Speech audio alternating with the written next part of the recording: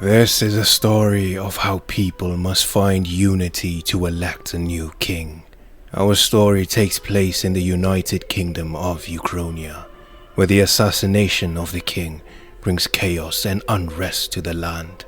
Then, one fateful day, a magic known only to the king, called the royal magic, is invoked, and the world becomes embroiled in a tournament for the throne.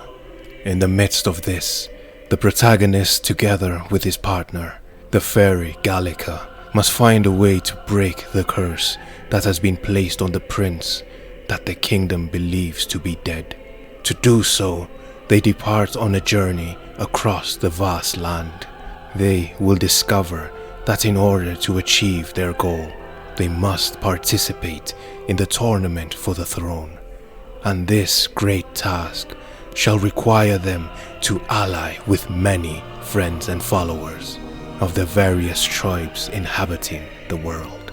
The protagonist, together with the fairy Gallica, he embarks on a journey to lift the deadly curse placed on his childhood friend, the Prince of Ukraine. He is a boy of the Elder tribe, branded as a tainted people by the state of religion, who believe they have inherited dangerous and heretical magic. Being rare among the populace, they are detested and discriminated against throughout the kingdom. Gallica, not only a traveling companion, Gallica is the guide who helps the protagonist carry out his mission to save the prince. Although she is too small to participate in battle, her knowledge of magic and ability to sense magla is superior to the protagonist due to her fairy nature. She doesn't mince words, but she is a reassuring ally on his journey. Stroll. He is a young man of the Clemmer tribe who meets the protagonist in the recruitment center for the state army. A smart young man with a strong sense of justice.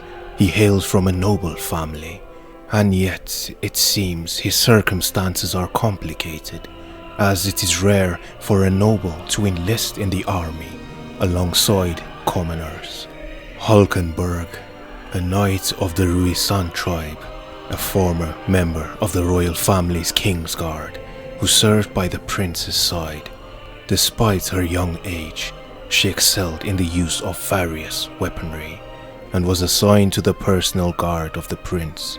But when the prince was attacked, she failed to protect him and set out to wander, carrying stigma of this failure in her heart. Haisme, a former knight of the Yugif tribe, he has acute perception compared to most others, due in part to the Yugif trait of being sensitive to sound. With an appearance that differs greatly from other tribes, it's not uncommon for Yugifs to be discriminated against, and it seems Haisme is no exception. His past is his own burden to bear. And thanks for listening. Hope you enjoy it and have a good one. Bye bye.